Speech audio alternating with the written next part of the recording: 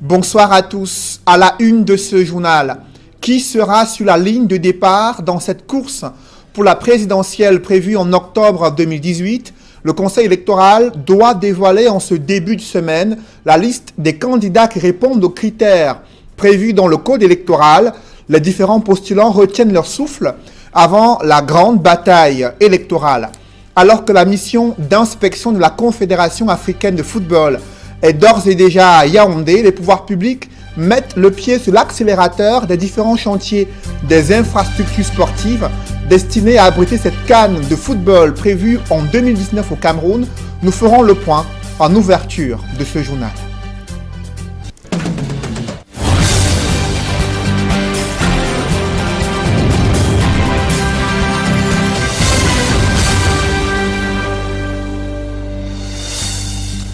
Merci de suivre cette édition complète de l'information sur Equinox Télévision.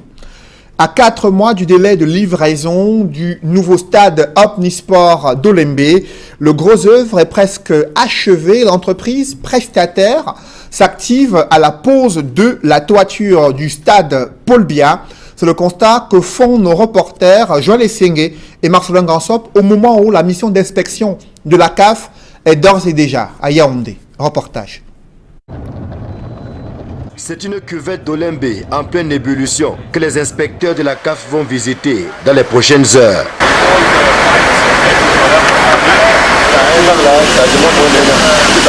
Les gradins sont achevés et n'attendent plus que la pose des sièges. Pour l'instant, un seul offre l'hospitalité au gouverneur de la région du centre. Je voudrais que le Camerounais, par rapport à ce stade, sache que le stade sera prêt. Tout a été fait, tout a été mis en œuvre, et par l'entreprise, et par les pouvoirs publics, pour que ça se passe très bien. Donc pour le moment, nous n'avons pas de raison d'être inquiets, parce que techniquement, même si on est novice en la matière, on voit que les choses se passent très bien.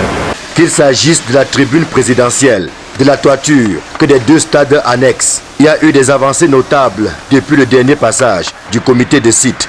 D'ailleurs, la pose de la toiture commence à se dévoiler. Bon, comme d'habitude, le travail avance et avance avec un très bon rythme. On peut voir les zones principales des stades où toute la structure est finie. On a commencé aussi avec le couverture ou le toit qui va être fini le 15 septembre en total. Tous les matériels nécessaires sont ici au chantier, soit pour le toit, soit pour le lot technologique.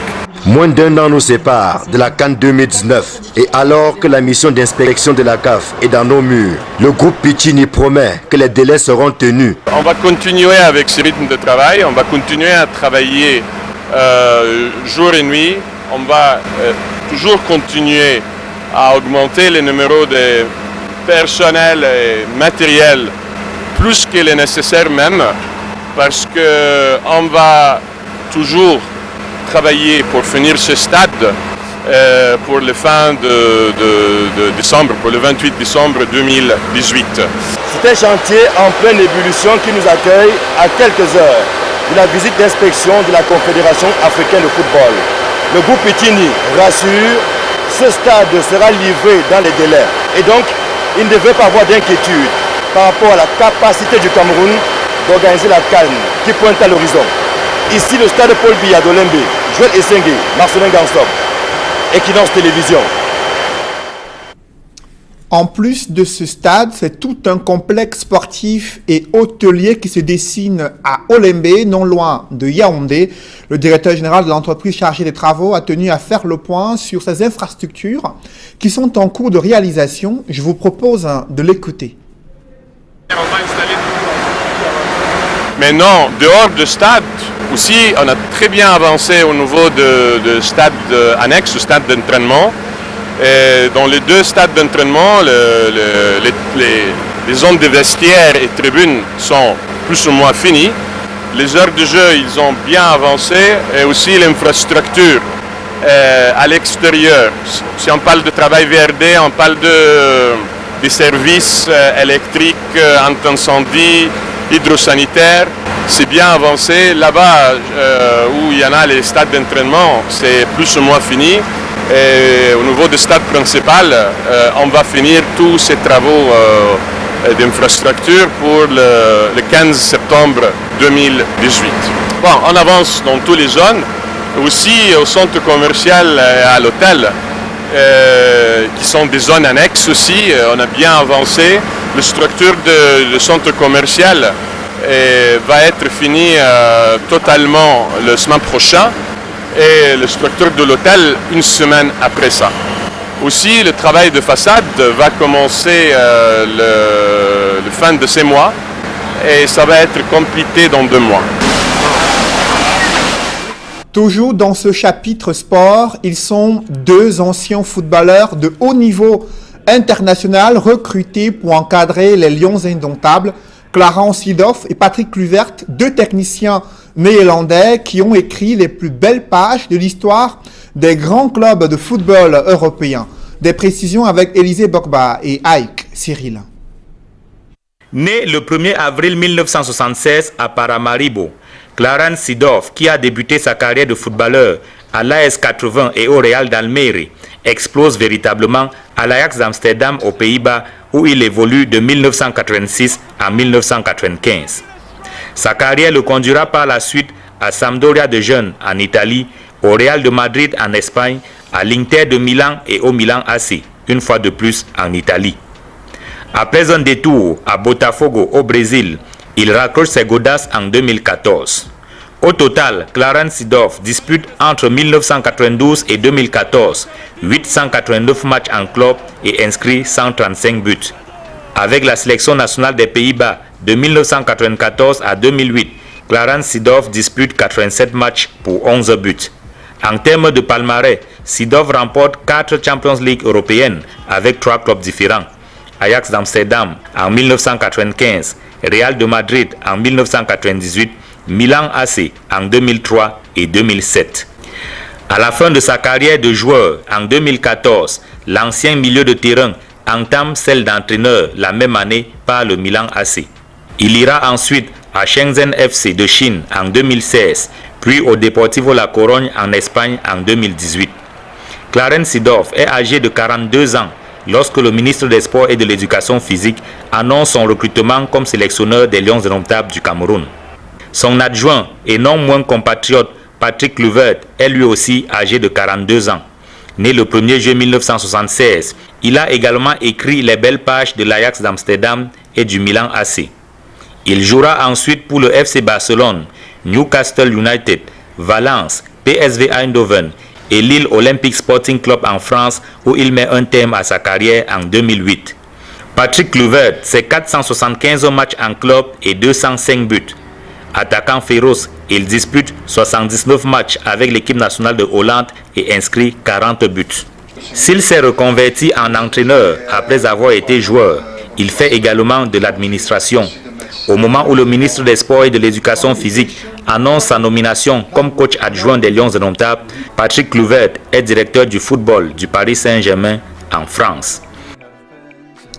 Je vous le disais en titre, le Conseil électoral doit dévoiler en ce début de semaine la liste des candidats retenus pour cette élection présidentielle, du moins ceux qui répondent aux critères prévus dans le code électoral, alors que les postulants retiennent le souffle avant la grande bataille électorale. Je vous propose de suivre ce reportage qui fait le point sur les critères de sélection des candidats à l'élection présidentielle selon le code électoral. C'est un reportage signé Kate Diarra. Avec la convocation du collège électoral pour les présidentielles 2018, la course à étoudi se fait plus précise et les candidats, issus de tous les bords, se préparent à déposer leur dossier de candidature dans le délai de 10 jours imposé par la loi. Mais avant d'y arriver, ils doivent remplir de nombreuses conditions, dites d'éligibilité. Entre autres, on a Emmanuel Kouadika. D'abord, être camerounais, citoyen camerounais. Ensuite, être âgé de 35 ans, au moins. Comme autre condition, il faut justifier d'une présence continue dans le territoire du Cameroun pendant 12 mois. Mais à côté de cela, il y a aussi la nécessité de ne pas être en intelligence avec un organisme indépendant ou un État étranger. Entendez par là Ne pas être dépendant à la fois sur le plan financier et intellectuel d'un organisme ou d'un État étranger. Parmi les questions qui reviennent tout le temps sur le sujet, il y a celle liée à la nationalité du candidat. Vous connaissez tous les débats sur la double nationalité que vous ne poserez pas à ELECAM, que vous poserez au Conseil constitutionnel par rapport à la Constitution du Cameroun. Pour ce qui nous concerne, pour qu'on soit éligible, il faut être citoyen camerounais. C'est tout ce que le code électoral demande. Mais aussi celle qui traite de l'âge de ce dernier. Et sur ce point, si la Constitution parle de 35 ans révolus, elle prévoit aucune limitation d'âge. Non, il n'y a pas de plafond. Jusqu'à présent, la loi n'a pas mis de plafond sur les conditions d'âge. Être âgé de 35 ans au moins. Vous savez que c'est une élection. Hein? Si les électeurs pensent qu'un individu qui a 102 ans peut porter la charge de...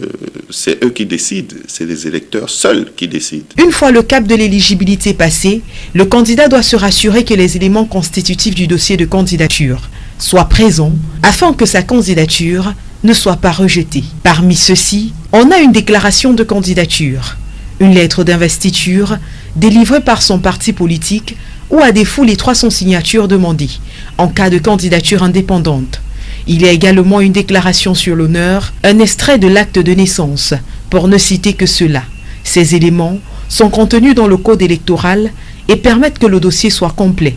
Puis vient l'étape de son dépôt. Il faut le déposer en double, soit au démembrement régional d'élections Cameroun, soit à la direction générale des élections, dans les 10 jours de la convocation du corps électoral. Le démembrement régional a 24 heures pour transmettre à la direction générale des élections.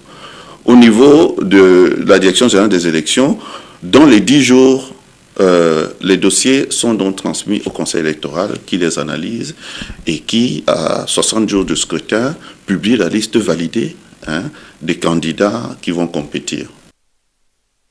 Sur la vingtaine des dossiers de candidature enregistrés à ELECAM, le Conseil électoral doit demain, mardi, dévoiler la liste des candidats qui répondent aux critères prévus dans le code électoral. C'est lors d'une session extraordinaire du Conseil électoral annoncée demain, mardi, à Yaoundé.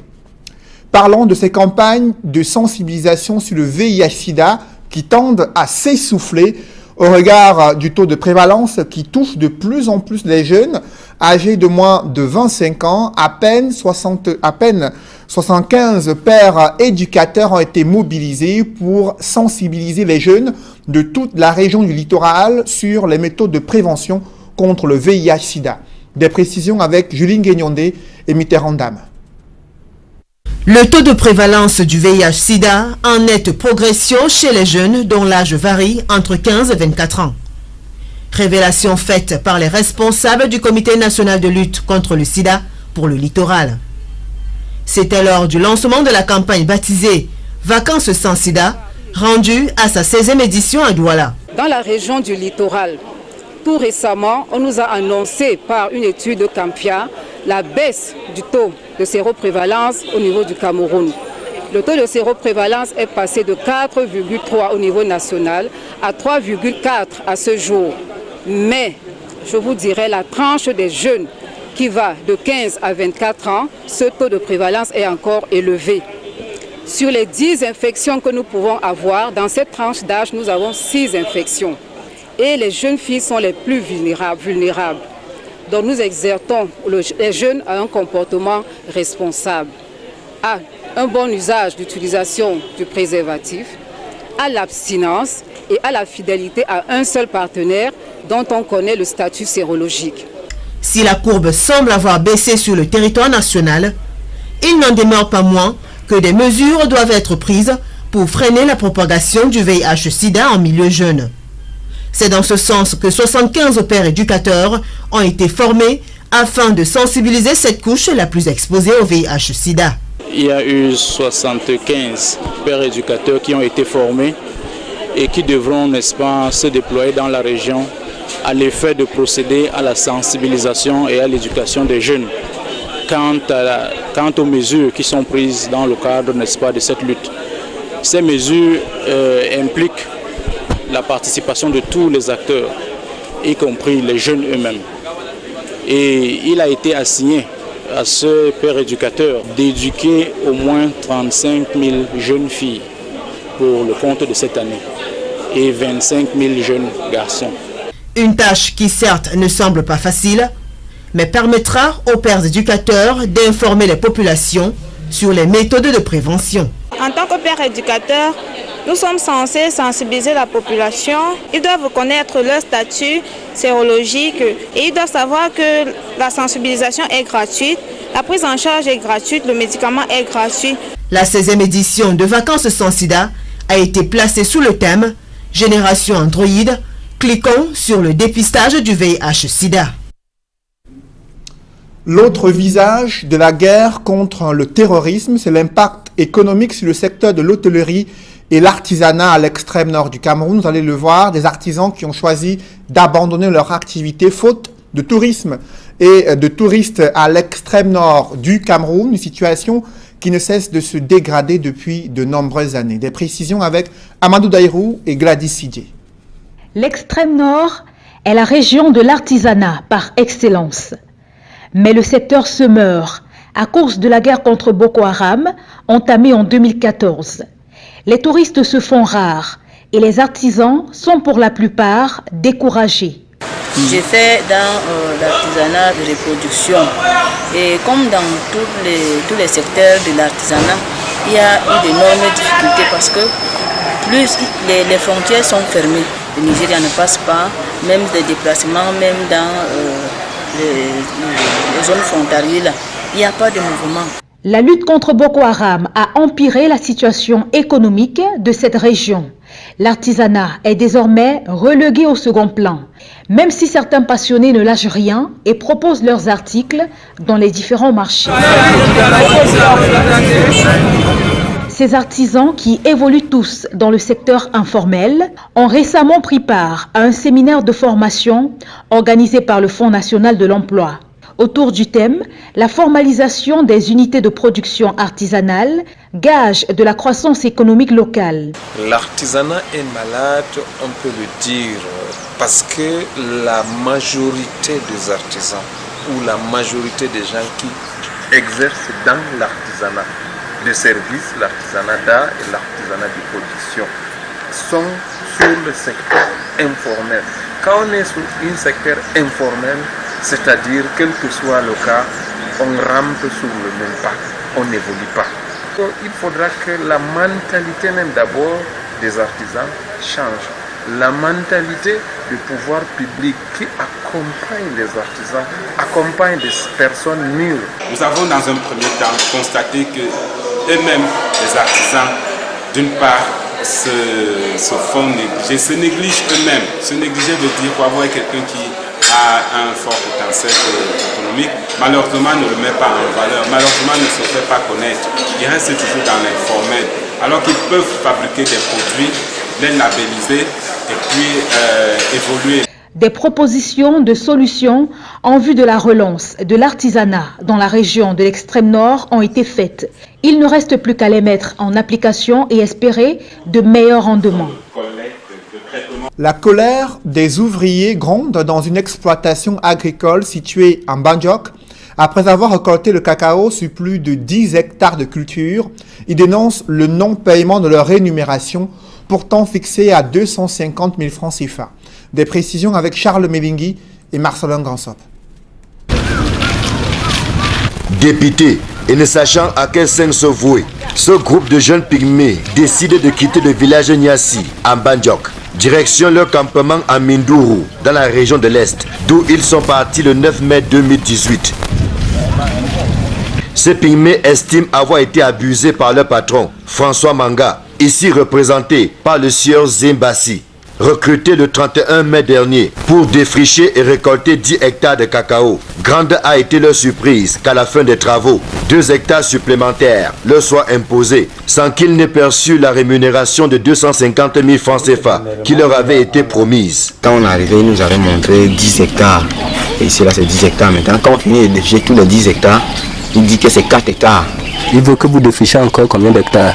Bon, il nous a montré 2 hectares encore. On a dit qu'on a défriché ça bien. Il reste maintenant une petite partie pour que ça finisse. Comme on ne pouvait pas passer directement, on peut aller, on ne pouvait pas commencer par là, on va partir. On est obligé de venir au commissariat. On a signalé là, on a expliqué là-bas. Le commissaire nous a envoyé ici à la sous-préfecture. Se sentant trompés et dupés, ces 14 pygmées et leurs familles ont donc décidé de retourner à Mindourou, non sans avoir saisi sans succès les autorités locales de Mbandjok, au rang desquelles le sous-préfet et le commissaire de la ville. Interpellés par nos soins pour comprendre le fin mot de l'histoire, le sieur Zembassi, que voici, balbutie. Et partir de chez moi, sans mon consentement et tout, et ce retour, et dire que tu vas partir de Mbandjok jusqu'à Yaoundé, tu vas arriver quand? C'est très impossible. Et là où ils sont à ma responsabilité, ils attendent le 5, je les dépose chez eux en bonne et due forme. Nous insistons pour savoir pourquoi les 250 000 promis n'ont pas été payés. Sa réponse est encore plus évasive. Là, il est question maintenant de les ramener et les déposer chez eux. Parce que le contrat n'a plus, le contrat est maintenant annulé. Et dire que la plantation de cacao au centre du litige appartient à François Manga, un ancien sous-préfet, c'est-à-dire quelqu'un qui est censé connaître la loi. On tombe simplement des nues. Les gens qui passent tout le temps à nous traiter comme les tombes, c'est comme si on n'avait pas les humains là, que l'État doit mettre l'œil avec les gens là. Même si on ne suit pas la personne, quand on le met seulement en prison, puisque c'est déjà des troupes partout. Là on part, on nous traite comme les animaux, c'est comme si on n'a pas le sang, c'est comme tout le reste. On est dépassé, tu vois, depuis la journée on est là avec les femmes et les enfants. Les syndicats de travailleurs sont formels. Il s'agit là d'un cas d'exploitation avéré. Un phénomène dont les pygmées et d'autres minorités sont régulièrement victimes. Eux que des exploitants agricoles utilisent comme des moins que rien et qui sont presque toujours payés en monnaie de singe lorsque leurs supposés patrons ne cherchent pas des prétextes pour ne rien leur donner. L'exemple malheureux du village Nyassi, Pambandjok, doit parler à tout le Cameroun. Des communautés villageoises ont choisi de garder leur mode de vie dans la forêt. À Bipindi, localité située dans la région du Sud, les multiples initiatives de leur intégration à la vie moderne n'ont pas réussi selon les autorités administratives locales. Évocation avec Joseph Abena. Nous y reviendrons dans nos prochaines éditions.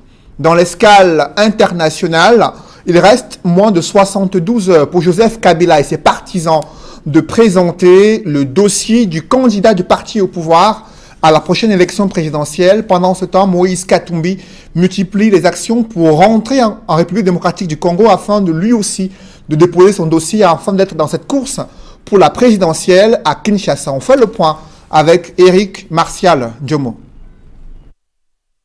À quelques heures de la clôture des dépôts de candidature, les spéculations se poursuivent quant à la candidature au nom de Joseph Kabila. Le président sortant, dont le mandat a expiré depuis décembre 2016, ne peut plus, selon la constitution congolaise, se porter candidat. Le Front commun pour le Congo, sa nouvelle plateforme politique, devra donc désigner le candidat de la majorité présidentielle au pouvoir. Si l'éventualité de celle de Kabila n'est pas complètement exclue et peut connaître une infime chance de succès, d'autres noms de potentiels dauphins sont avancés très essentiellement dans l'entourage immédiat de Joseph Kabila.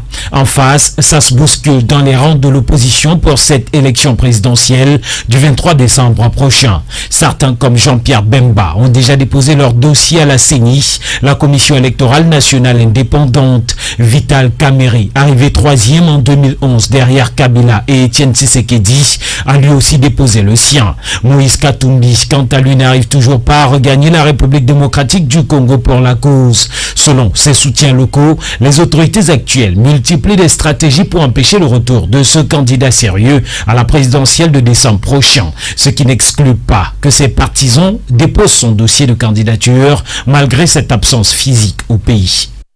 Des publi-reportages dans ce journal, on n'a pas fini de parler du SAGO. Les responsables du Salon de l'Action gouvernementale ont tenu à récompenser le meilleur partenaire. Par exemple, le Sénamé s'est vu décerner le prix de la meilleure action de communication durant le SAGO édition 2018. Reportage. La collaboration du SAGO. Le SAGO 2018 joue les prolongations au Sénamé. Le Centre national d'approvisionnement en médicaments et consommables médicaux essentiels, s'est vu décerner le Grand Prix de la meilleure action de communication à la 7e édition du SAGO.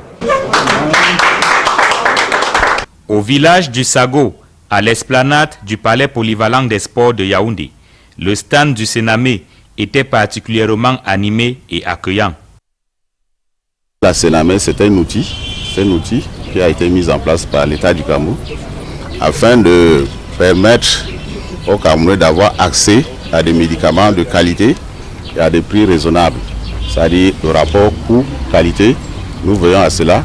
Il ne faut pas seulement voir la Sénamé au niveau de Yaoundé, mais il faut voir les médicaments qui arrivent dans nos différents villages au niveau de nos centres de santé. Vous connaissez Ngoïla, vous connaissez sûrement Fondjomukwet, vous connaissez d'autres endroits ici au Cameroun où, quand il n'y a pas ce genre de médicaments, les populations sont perdues. C'est ça le rôle de la Sénamé. L'engagement du Sénamé à mettre la bonne information sur ses activités à la disposition des visiteurs n'a pas échappé au comité d'organisation du SAGO, d'où ce prix de la meilleure action de communication. Du 24 au 29 juillet 2018, le salon de l'action gouvernementale SAGO était rendu à sa 7e édition. Comme au cours des précédentes éditions, c'était l'occasion pour les différentes administrations de communiquer et de rendre publiques leurs activités. La première édition du tournoi de l'unité a démarré samedi dans l'arrondissement de Tonga, département du Ndé. Il était question pour les fils et filles de cet arrondissement de pouvoir prôner le vivre ensemble. Reportage.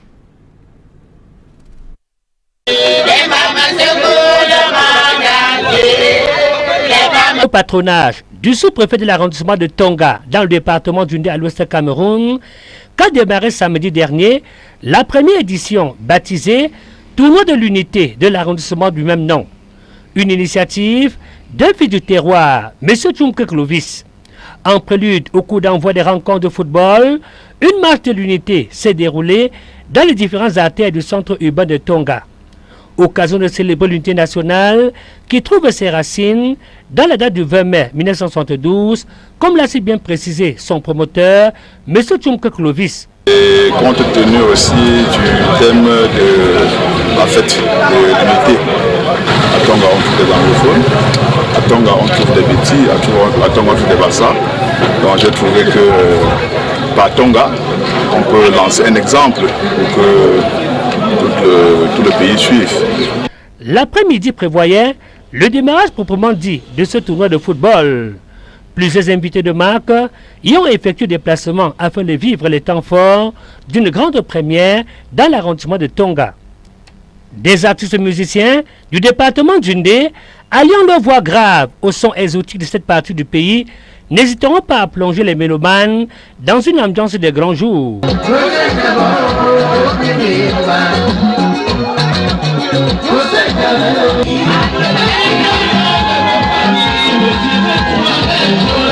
C'est le sous-préfet de l'arrondissement de Tonga en personne qui préside ces festivités sportives. À ses côtés, le premier magistrat de la commune de Tonga. Dans son propos, le promoteur de cette première édition du tournoi de l'unité de Tonga précisera qu'il est question de stimuler les jeunes afin qu'ils participent amplement à la dynamique de l'émergence et travaillent pour trouver leur voie à travers le football, comme plusieurs autres footballeurs dont le talent s'est avéré ou consolidé à travers des tournois du genre. Et cela a été possible par le concours de beaucoup de grands frères ici, que je ne peux pas citer parce que tout le monde a contribué. Et déjà par votre présence, vous avez déjà contribué. Les nombreuses élites de cet arrondissement auront également pesé de tout leur poids afin que ce tournoi se tienne. Une fois le coup d'envoi donné par le sous-préfet de l'arrondissement de Tonga, Port Football Club et Sao Paulo gratifieront pendant 90 minutes le public d'un spectacle de haute facture et se sépareront sur le score d'un but partout pour la plus grande satisfaction des élites de cette partie du pays. Le jour d'aujourd'hui au Cameroun, c'est le leitmotiv voulu non seulement par le chef de l'État, son Excellence Paul Biya, président de la République du Cameroun. C'est un vœu aussi très cher à tout Camerounais parce que l'actualité au jour d'aujourd'hui nous exige de réveiller en nous ou bien de faire montre de cet éveil d'unité et du vivre ensemble. Cette étoile montante de l'arrondissement de Ntonga, nous invitons toutes les élites à lui soutenir dans cette initiative.